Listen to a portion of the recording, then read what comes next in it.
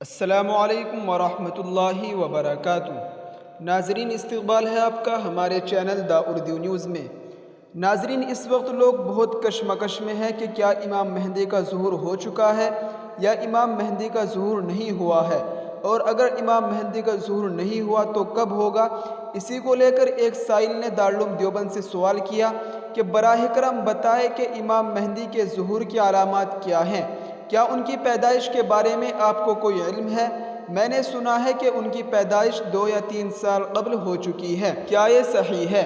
اس کا جواب دیتے ہوئے علماء دیوبند نے ایک فتویٰ جاری کیا ہے۔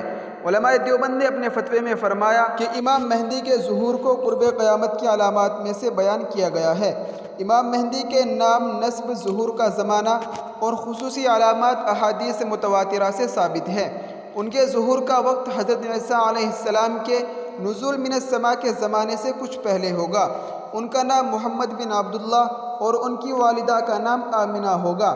مدینہ منورہ میں پیدا ہوں گے، پھر مکہ تشریف لائیں گے تو لوگ ان کو پہچان کر مقام ابراہیم اور حجر اسود کے درمیان بیعت کریں گے اور اپنا بادشاہ بنائیں گے۔ اس وقت غیب سے یہ آواز آئے گی، ھذا خلیفۃ اللہ المہدی فاسمعوا لہ واطیعوا۔ امام مہدی خلیفہ ہونے کے بعد روئے زمین کو عمل اور انصاف سے بھر دیں گے۔ حضرت عیسیٰ علیہ السلام انہی کے زمانے میں نزول فرمائیں گے اور دجال کو قتل کریں گے۔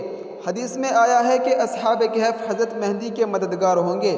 امام مہدی ملک شام جا کر دجال کے لشکر سے جہاد و قتال کریں گے۔ اس وقت دجال کے ساتھ 70,000 یہودیوں کا لشکر ہوگا۔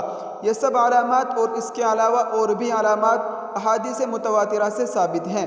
امام مہدی کا ظہور کوئی ڈھکے چھپے انداز پر نہیں ہوگا، بلکہ برملا ان کا شہرہ ہوگا، اور احادیث میں بتلائی ہوئی علامات ان پر من وعین صادق آئیں گی کہ کسی قسم کا خفا باقی نہیں رہے گا۔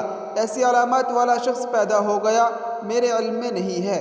جی ہاں ناظرین، یہ امام مہدی کے متعلق دارالعلوم دیوبند کا فتویٰ ہے جس کو ہم نے آپ کے ساتھ شیئر کیا ہے۔